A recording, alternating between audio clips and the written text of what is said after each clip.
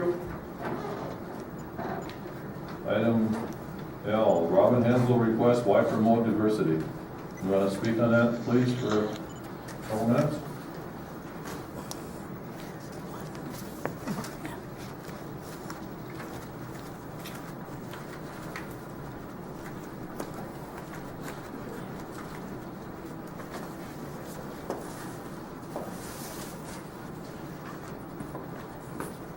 I'm Theresa, Skorseth, 414 2nd Street Northeast, Little Falls.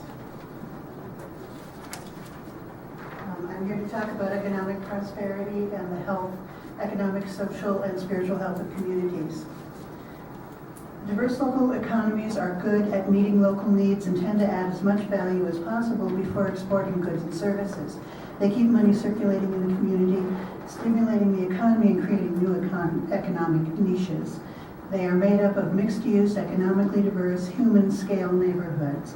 Local ownership tends to maintain local economic diversity because it builds on the loyalty between customers, owners, and their shared community. Community-based businesses offer connection to place through everyday transactions. Mondragon, Spain, a network of community cooperatives, has operated for 40 years, employing 21,000 people and hundreds of enterprises, with only 3 business failures in this period.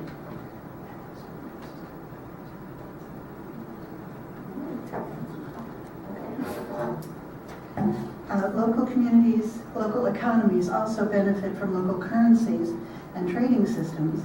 Local currencies, by counting an hour's worth of work for an hour's work, promote equity, making a wide range of goods and services available to all participants in the system. The time dollars system, which has many local chapters, has even achieved tax-exempt status by restricting itself to transactions which serve the common good. Local currencies and trading systems serve many valuable functions. By definition, they keep economic activity cycling within a well-defined community, helping to diversify and stabilize local economies. They may be used to generate credit when conventional credit is scarce. They encourage people to offer and develop a range of underutilized skills and services.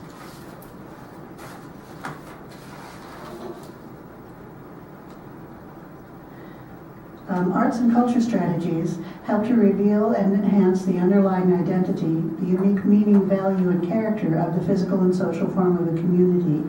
This identity is reflected through the community's character or sense of place.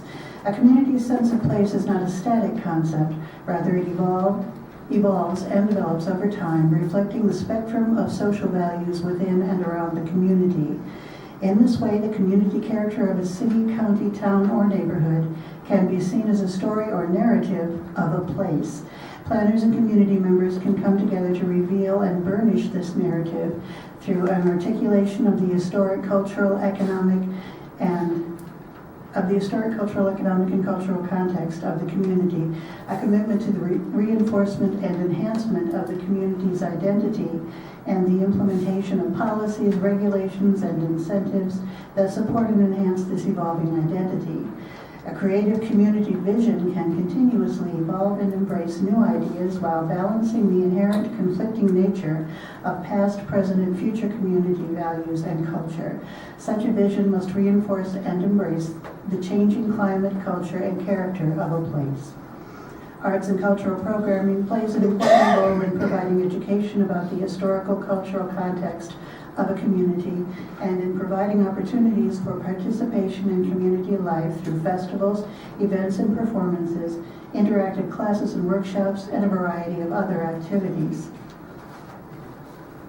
According to the Culture, Creativity, and Communities program at the Urban Institute, however, traditional cultural inventories conducted by the local governments often overlook non-traditional cultural resources, venues, and activities.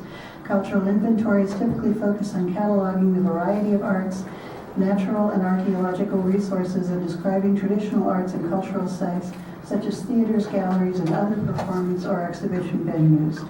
By expanding the scope of a traditional cultural inventory, planners can better explore the wealth of artistic, cultural, and creative opportunities at the municipal and neighborhood levels. Public art such as memorials, historical monuments, installations, murals, scriptures, mosaics, decorative features, and functional elements, is an important element in placemaking. Unlike art in private spaces, public art is ideally site-specific and attuned to its social, economic, and environmental context.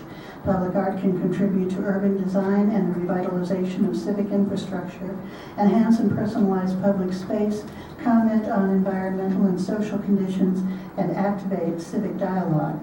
The development and adoption of a public art master plan provides an opportunity to establish a shared vision for a community's public realm and to coordinate the activities of multiple stakeholders, planners, artists, arts and culture-related nonprofit organizations, and other stakeholders in shaping that realm. More and more communities are developing and adopting public art master plans for the purpose of demonstrating a long-term commitment to the central importance of public art in the planning, design, and creation of public space.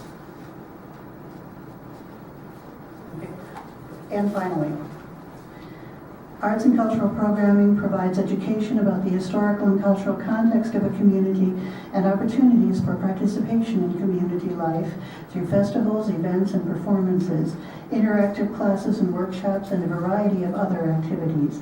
Programming initiates conversation in arts and culture and establishes a structure of happenings and plans that ensure that these activities will continue to flourish. This deliberate continuity will help strengthen creative ideas, inspire citizens, and offer hope that opportunities exist and matter to the community. This increases the likelihood of not only the implementation of arts programs, but also their integration with other community plans. Thank you.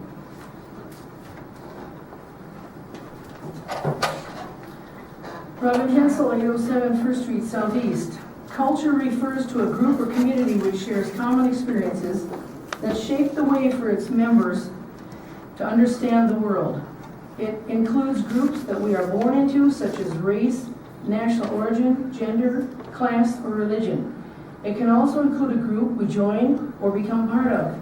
For example, it is possible to acquire a new culture by moving into a new country or region, by change in or economic status, or by becoming disabled. Culture is a strong part of people's lives. It influences their views, their values, their humor, their hopes, their loyalties, their worries, and their fears. We are all human beings. We all love deeply, want to learn, have hopes and dreams, and have experienced pain and fear.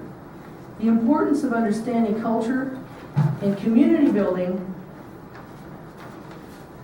includes envisioning your cultural community, how to get started in building communities that encourages diversity. Why is understanding culture important if we're community builders?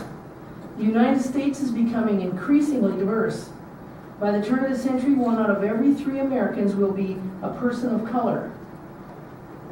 It's becoming clear that in order to build communities that are successful in improving conditions and resolving problems, we need to understand and appreciate many cultures, establish relationships with people from cultures other than our own, and build strong alliances with different cultural groups.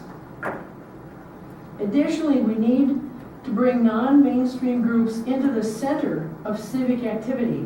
Why? In order to build communities that are powerful enough to attain significant change, we need large numbers of people working together. If cultural groups join forces, they will become more effective in reaching common goals than if each group operates in isolation. This is precisely why Theresa, Skorseth, and I, and a number of peace groups, last summer hosted the Peace and Diversity Fair in this city to achieve these type of goals. Each cultural group has unique strengths and perspectives that the larger community can benefit from. We need a wide range of ideas, customs, and wisdom to solve problems and enrich community life. Bringing non-mainstream groups into the center of civic activity can provide fresh perspectives and shed new light on tough problems. Understanding cultures will help us overcome and prevent racial and ethnic divisions. Racial and ethnic divisions result in misunderstandings, loss of opportunities, and sometimes violence. Racial and ethnic conflicts drain communities of financial and human resources. They distract cultural groups from resolving the key issues that they have in common. People from different cultures have to be included in decision-making processes in order for programs or policies to be effective. The people affected by a decision have to be involved in formulating solutions. It's a basic democratic principle. Without the input and support of all the groups involved, decision-making, implementation, and follow-through are much less likely to occur. An appreciation of cultural diversity goes hand in hand with a just and equitable society. For example, research has shown that when students' cultures are understood and appreciated by teachers, the students do better in school. Students feel more accepted, they feel part of the school community, they work harder to achieve, and they are more successful in school. If we do not learn about the influences that cultural groups have on our mainstream history and culture, we are all missing out on an accurate view of our society and our communities. And I might add this quaint little river town.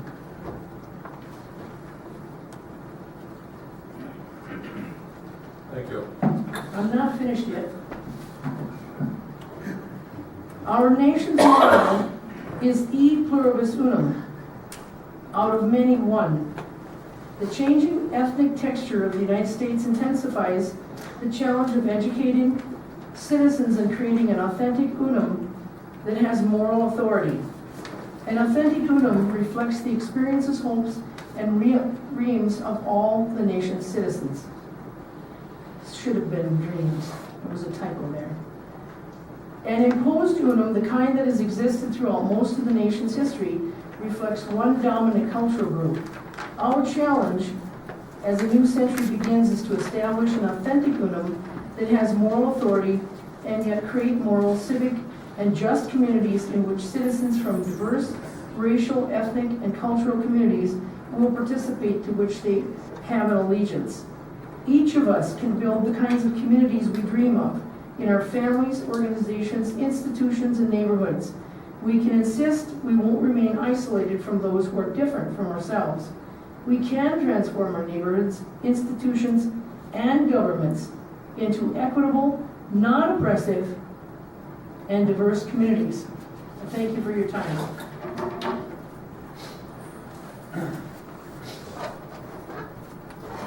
What would the council like to do with? What would the council like to do with this, or anything? I don't see what we're supposed to do. I think that we all work on diversity in our own lives, and so I guess I just don't see this as being a conversation at this point. Nothing else, well, then we'll go on to the recess session, closed session for pursuant to Minnesota Statute 13D.05 subdivision 3C 32, development offer to sell block 30, Circle Division.